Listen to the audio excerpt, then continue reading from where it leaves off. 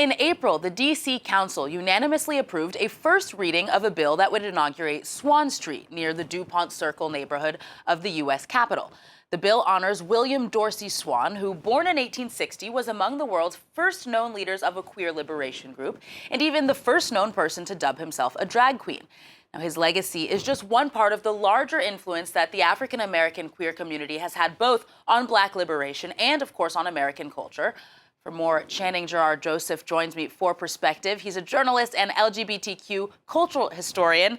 Channing, thank you so much for coming on the show. I know it's very late in Los Angeles, so thank you for taking the time to join us. It's my pleasure to be with you. So before we get to Swann, what got you interested in this topic in the first place? I got really interested in learning about my own family history, and in that process, I found myself building a family tree and wondering where a queer ancestor would fit on a family tree, since most family trees are just sort of mother, father, child over and over again in this, expanding tree.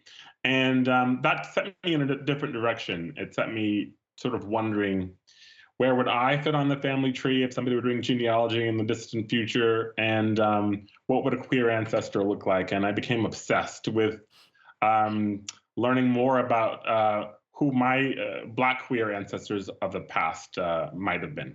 That, of course, speaks to the importance of diversity in the research world. So speaking of research, then, what did the research process look like? I imagine that you're one of relatively few people to have looked into the influence of the African-American queer community, specifically in the context of the Black liberation movement. There are more and more of us every day, but definitely still a handful. And the research for me, because my professional background and interests are in journalism, or began there. And so I really started looking through newspaper reports of police arrests and criminal stories from the distant past. And that's because people who were dressing in ways that were considered taboo for the time, or people who were engaging in same-sex love or romance were often arrested for doing so, particularly in the U.S. context. And so I began there looking at newspaper stories recording those arrests and those controversies, and expanded from there into many years of archival research in Washington, D.C., at the National Archives, and so on. So that work, of course, led you to William Dorsey Swann, dubbed himself the first queen of drag. Why else was he such an important icon? Why focus on him?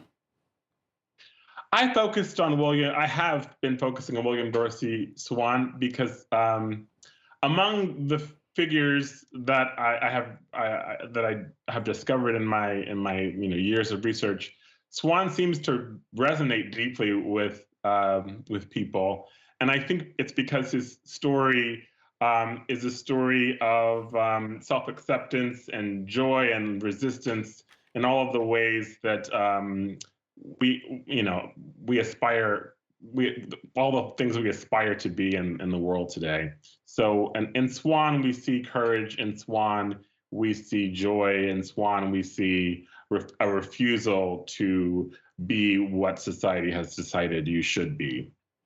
So you don't hear much about drag queens in the 19th or 20th century. In your research, what have you seen that their lives looked like at the time, both the positive aspects and the more negative, discriminatory aspects? I, for example, was surprised, even as an American, to learn that queer balls even existed at the time. Well, I was as well when I first encountered. I remember quite clearly encountering a story in the Washington Post in 1888. Many years ago. It was sort of my first encounter with Swann. And that story described the event. It was a police report. It was a journalistic report of a police raid on the gathering. And that report listed the people who were arrested, listed the time and place of the event. Some other reports that I found would list the kinds of costumes they wore. And it also described them as drag or drag parties or drag balls. And I, of course, had never heard that drag balls existed that far in the past. And for that reason alone was really intrigued and felt that I had been, deprived of a history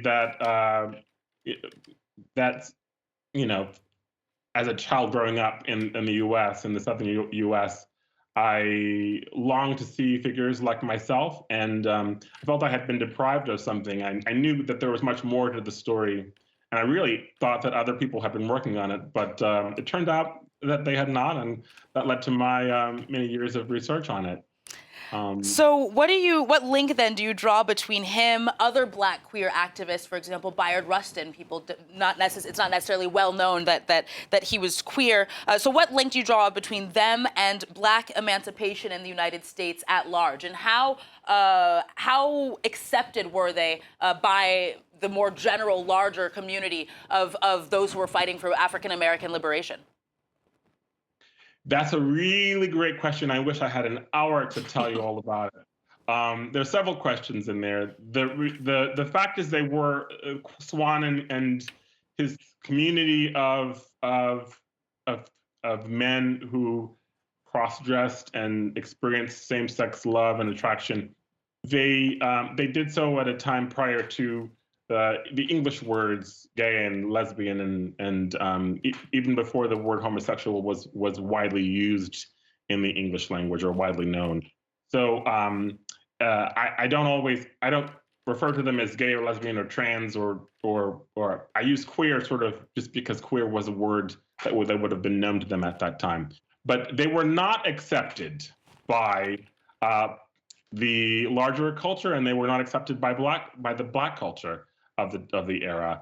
The Black, particularly in DC, the powers that be, the Black powers that be in DC, really were deeply invested in respectability and presenting a public face of Black achievement and decorum in the wake of emancipation and in the wake of the end of the Civil War, as a way of proving to the world and to the more dominant white powers of the United States that Black people, in a sense, deserved and should be allowed to have opportunities post-slavery. So they were so committed to that sort of a story like Swann's was not something they wanted in the public sphere, and consequently, the Black press rarely covers drag queens and such and queer people at that time. It's mostly in white-focused newspapers, and they are criminal reports.